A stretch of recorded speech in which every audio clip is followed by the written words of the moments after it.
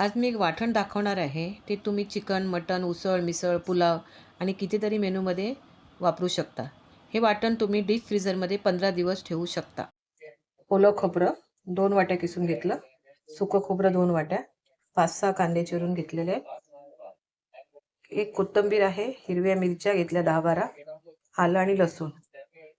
ह्या चारही गोष्टींचं मी हिरवी पेस्ट बनवून घेणार आहे. नंतर सुके खोबरे आणि तेल न घालता भाजून घेणार. तेल गरम झाल्यावर 6 तेजपत्ता तळून बाजूला करून प्रथम कांदा व नंतर ओले खोबरे ब्राऊन होईपर्यंत भाजून घ्यायचे. हिरवे वाटण वेगळे, तेजपत्ता, तीळ, ओले सुके खोबरे, कांदा कमीत कमी पाण्यात बारीक वाटून घ्यायचे.